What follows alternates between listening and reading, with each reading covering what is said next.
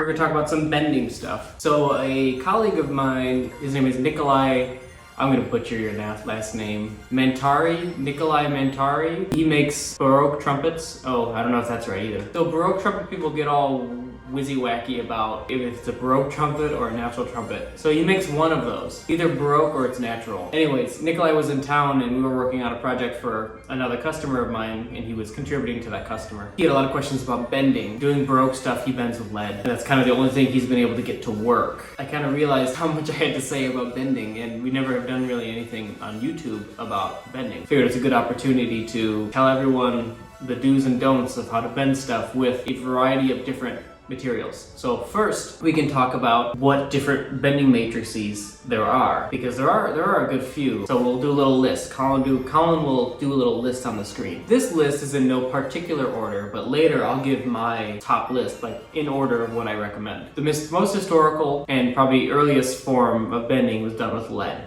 And there's still a lot of people who bend with lead and they're crazy. They almost exclusively are German and they're crazy. Lead is a very forgiving bending matrix. It's lead, so you have to deal with lead. Lead gets a bad rap. You don't want to lick it, you don't want to chew on it, but to be honest, it's not as bad as everyone thinks as long as you're not a total idiot when you're using it. I've used it sparingly for bending. I really have not had good results with it. It takes a lot of cleanup work, a lot of hammering, a lot of filing. In my opinion, Germans are insane for using lead because of the results it gives is very poor compared to some of the other matrices we're going to talk about. It leaves tubes out of round. It takes a lot of handwork. It's very hard to get bends that don't look wavy with lead, so I really don't recommend using lead. Unless you need to do it for historical reasons and that's important to you, then that's fine. On the whole, you don't want to be around it more than you have to, and it's a pretty labor-intensive material to bend with. There's a video of the foreman, I believe, from Alexander bending a French horn bell tail with lead at the Alexander factory, and he was kind of showing the old way to do it. They don't do it that way anymore. They do soap ice, which is a whole nother conversation, but it's a nightmare. You watch that and all the handwork involved in cleaning up those ripples and hammering them, and having done a little bit of it,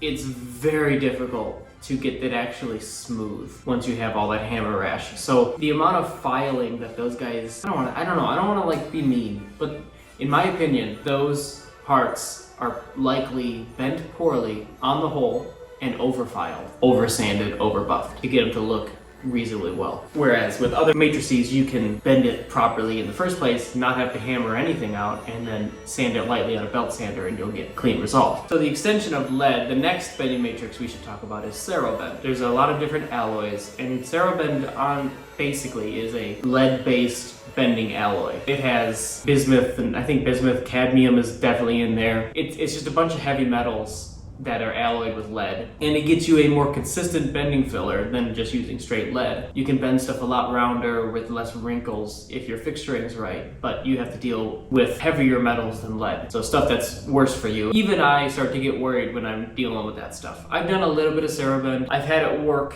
pretty well years ago, and in the last few years, every time I try to use it, it messes up. And you talk to people and they have all these different like tribal knowledge ways to get it to work every time, but even then it just messes up randomly. When you're doing small tubes or like straight, whatever, cheap tubing, bending a main tuning slide or whatever, it's no big deal. But when you're bending bells, that starts to get scary. A friend of mine had a phosphor bronze bell he ordered from Burn Sander. Really beautiful bell in an expensive material, and it's something that you have to kind of pull his leg to get. And it just cracked. Because what happens with the Cerro bend is if it's not cooled properly or not bent to the proper temperature, it'll just start shattering. It won't bend at all, and that happened to him on that bell, which is a bummer. Cerro bend is reasonably good. Once you get used to using it, people get good results. I'm not a fan of how much stretching it does to the brass, because Cerro bend is much heavier, denser material than brass. Maybe it's hard to describe it. Brass is very malleable, and Cerro bend isn't. So you have to bend it to the ductility of the Cerro bend, and the brass is just an afterthought. So the brass gets stressed a lot more, and it thins out on the outside edge a lot more than with other materials, and I'm not a big fan of that. I also don't like dealing with heavy metals, and there's all types of fancy jujitsu you gotta do to get it to work properly, and I don't have time for it. It's expensive, and goes bad and you don't know when it's going to go bad. So that's Cerro bend. That's a pretty popular one. A lot of people who grew up bending with lead switched to it at some point for whatever reason. So in the US, probably the most popular, well, not anymore, probably soap ice is the most popular now, which is the last one we'll talk about. It's an abhorrent innovation in the music industry that's just destroyed factories. Pitch. Pitch is, I would probably guess that pre-1980, almost every instrument in the US had a part bent with pitch on it. There's still factories that use it, like Hans Sommer still uses it on French horns, on the bells, and they don't do a very good job with it because they don't understand how to use it properly, but they use it with usable results, I guess. In the right hands and with the right information, pitch can be the perfect bending matrix. It's very soft, so if your fixturing is good and your temperatures are right, your bends will come up perfectly round with very little stress on the brass. It's very easy to manipulate with your hands after you're bending, whereas Cerro bend and other heavy bending fillers are very hard and heavy, and it's hard on your body. But pitch is really great to work with. And there's just a couple things with pitch that you have to, just like with Cerro bend, with any of these matrices, you have to figure out how to make it work for you. Pitch in particular will give you outstanding results. I'll go through pitch probably more than other fillers in this video because that's one of my favorite bending fillers. I still use it a lot. I think it's the most versatile of them all, and you should learn how to use pitch because once you figure it out, you can make anything. And that's what Nikolai was asking me about it. I walked him through how I do it, and he just put on Facebook that he got a bunch of perfect results. It's really not that big of a deal to use pitch. You know, it can be stinky. You gotta be careful how hot you heat it because it can get super smoky, but you stick to the recipe and you get perfect results. Consistently, time after time. Pitch doesn't go bad unless you burn it. I've been using the same bucket of pitch for 8-9 years. As long as you don't burn it, overheat it, it keeps going. And it's cheap and it's available from Allied Supply. Getson makes it in a big spit out behind the factory. It's kind of cool. It's like $70 for a paint bucket full, which is cheap. And if you don't need a paint bucket full, send me an email. I'll send you a handful. I don't really care. I'm happy to get people it. So we'll go through pitch a bit later. Okay, so the next one, people talk about bending tubes with sand. For the musical instrument industry, I have not seen that. That's some whack ass shit. Maybe like on super low end stuff, like Indian stuff maybe, but even then I don't believe it. I just disregard sand, don't listen to people. So with soap ice. Soap ice is a fairly modern concept, I think last 50 years. There's been a few different variants of soap ice. I don't know what Conselmer uses. I'm guessing it's the same thing everyone else was using. Benge used to use a laundry detergent, and it would come in powder form. It came from a company across the street from Benge when they were in LA, I think. They used it for years, and then somewhere along the way they changed the recipe of the laundry detergent, and it stopped working. So then they switched back to lead, I believe, is what John always said. And they might have found a different thing that worked, but I thought they switched back to lead, because when he was there, they still used lead for bending some stuff. But they used the laundry detergent and water and freeze it super low in an alcohol freezer. And it works. I don't know how the Benge works. Their bends are okay, so maybe it worked well. Canstel used they had a similar thing. They had a product that worked. It was like a laundry detergent or some type of cleaning agent. And then it stopped getting made. So then they had to scramble to find something that worked. They used a bit of pitch, but when the scale they were doing, pitch starts to get tricky to do at scale. I think it's manageable to figure out a process that works, but they decided Canstel was such a different perspective of instrument making. It's how do we make stuff as quick as possible, like a big factory, and that's great, but you lose some stuff. And they switched. They started using Murphy's oil soap. They bought a bunch of products and tried to find one that worked, and Murphy's oil soap worked the best. And then they used a 50-50 mix of Murphy's and water.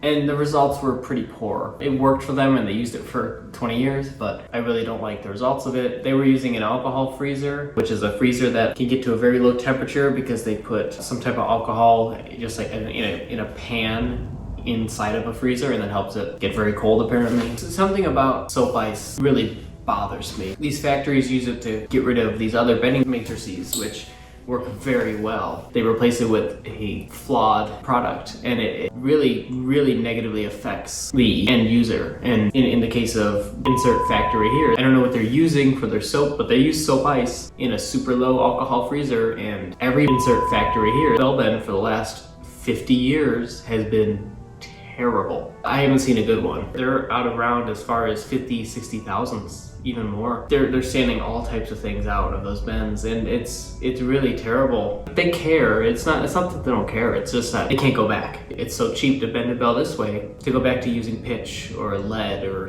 like lead would be better than soap ice. Because with lead, you get ripples, you can hammer them out. With soap ice, you can, but you have to use dent balls, empty the bell, use dent balls, burnishing, and there's no way the insert factory here is going to do that. So soap ice really is a terrible thing. It doesn't get good results. It can get good results, but not consistently, and that's half the battle. If your process isn't consistent, but it's good enough, there's something wrong with it, and you need to go back to the base, and the base of that is using, off-the-shelf soap and water and a super low freezer is a crutch. You shouldn't need to get it super low for it to work. It should just work, and it being super low might make it better. Yeah, we'll get into soap ice later. We will do some samples with soap ice and show you the difference between soap ice and a good bending matrix like pitch. This is not an ad, but there is a bending matrix that I developed, which is a frozen matrix, but it's not soap ice. The matrix I developed, there's no harsh chemicals in it. It's a frozen matrix, so it's a powder that you mix with water. The difference between this and soap ice is my matrix does not require a low temperature freezer. I use a freezer that I got from Menards 4 years ago or whatever. I think my mom actually bought it for me for my birthday or something. It actually has solids in it, and that gives it the rigidity to bend round and to bend consistent. With soap ice, the only thing you're bending against is the ice. There is soap ice in my stuff, but there's also a binder that keeps it together and keeps it as a elastic piece that goes in the bell, in the tube, and not just ice that will crack and shatter, but more soap makes it shatter less. And we'll go through some of my stuff. It's not an ad.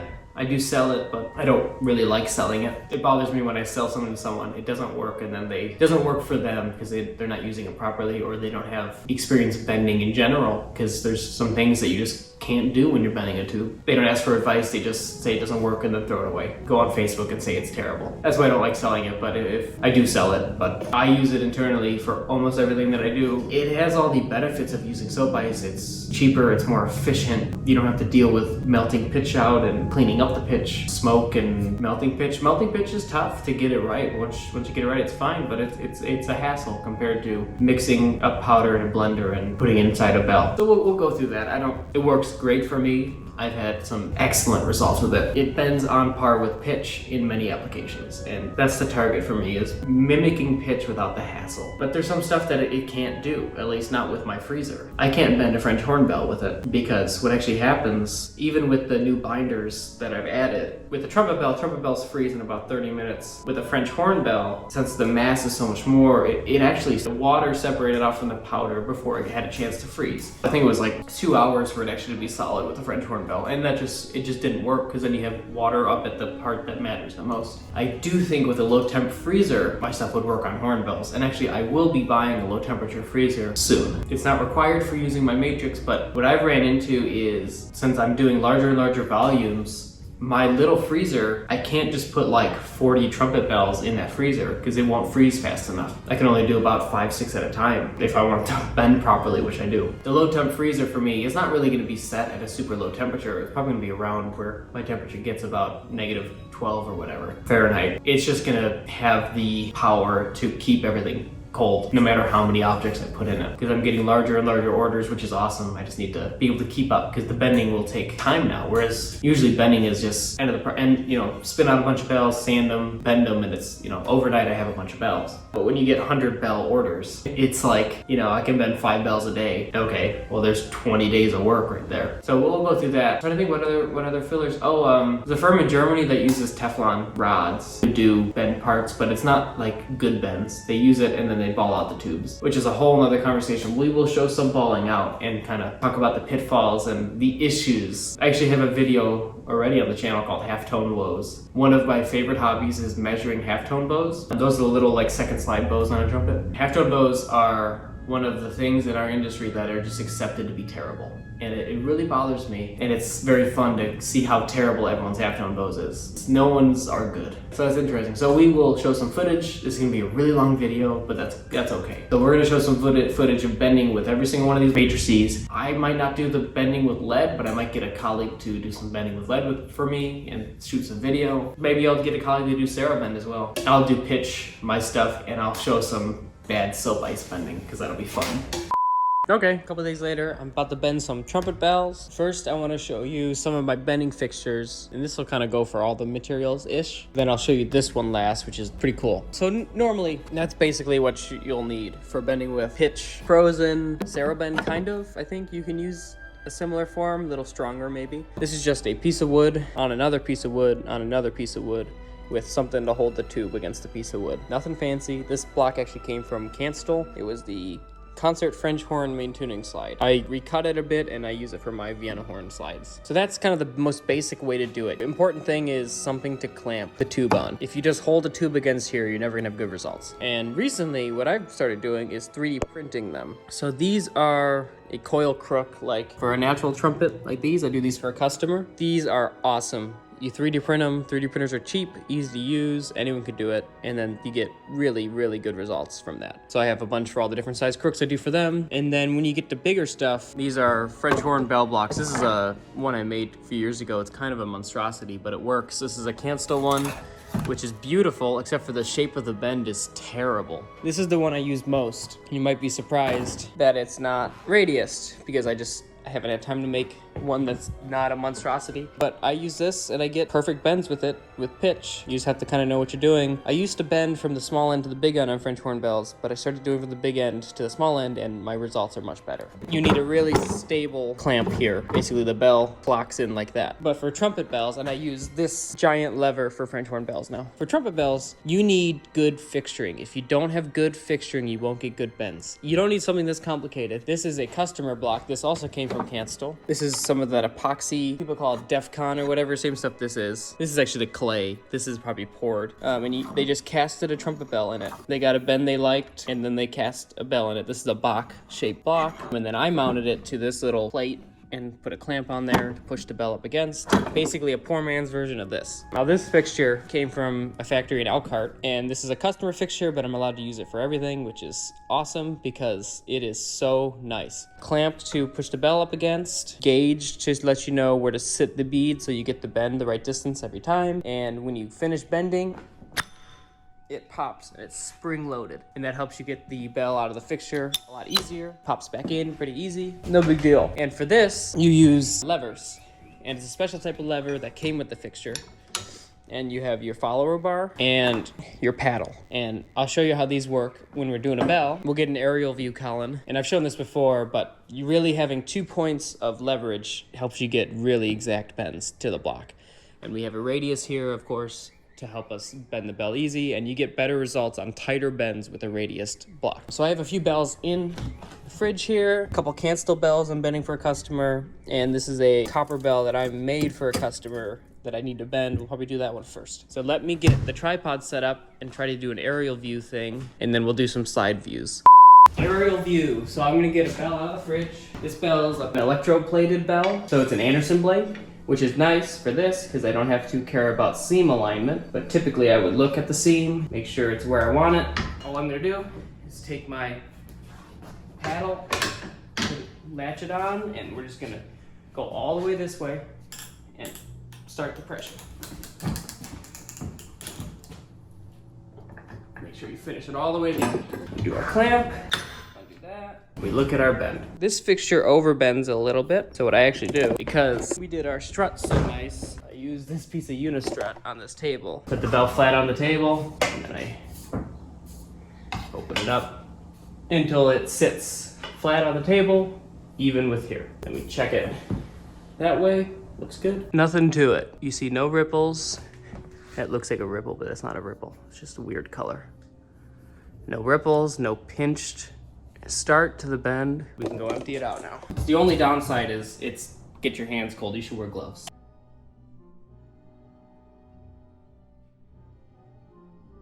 That's all it is. You just rinse the outside of the bell in warm water, and then we'll let it fall out just like that.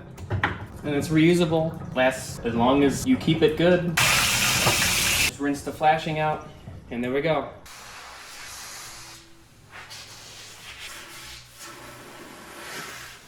There is our finished bell bend. All it needs now is a little bit of sanding, and then it'll be polished. I'll actually show the sanding just so you could see that I'm not hiding anything. No filing, no nothing. If you have to file something, you're doing something wrong. No ripples.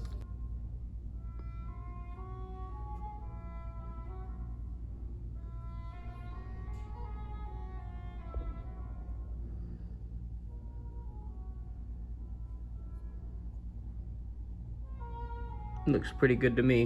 And on the outside, you don't see any faceting. That frozen matrix stayed intact on the inside.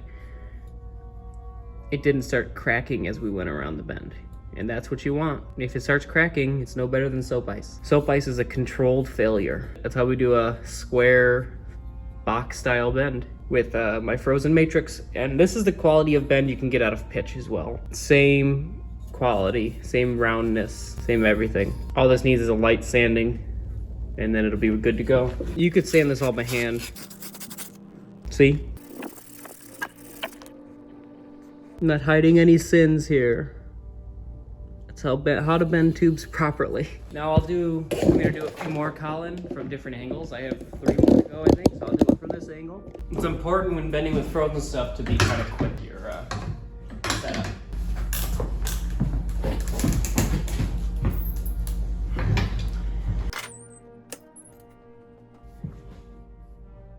Once again, no sins.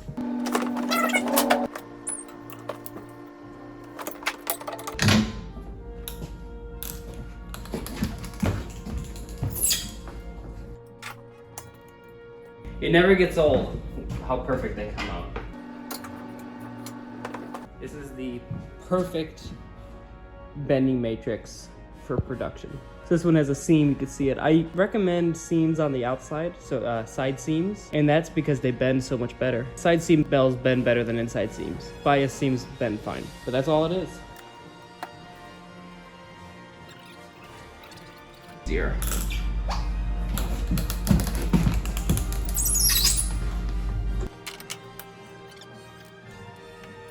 Show you this last one, just like that. Nothing to it. Perfect bends every time. As long as you have a good fixture, your freezer's not broken, you'll be able to do it just like this.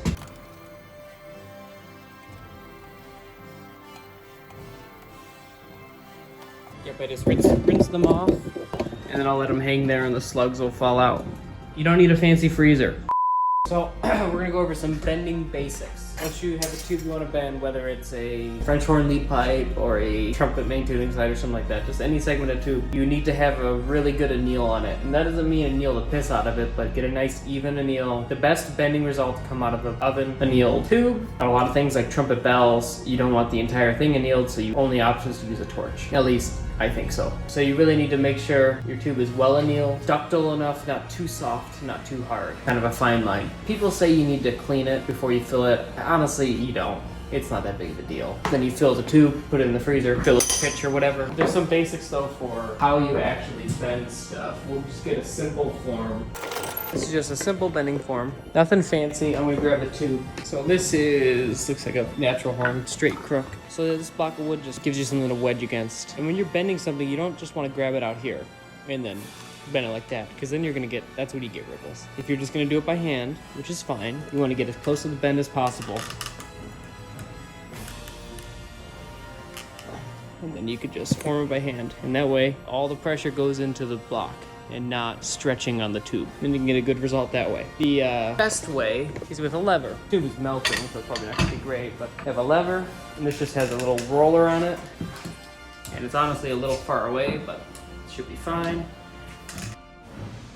Nothing too fancy. You don't need fancy bending blocks for most open bends. Where you start to need them is when you get really small. It's important to put your pressure as close to the actual form as possible. If you're pulling from the outside, it's never gonna get a good result.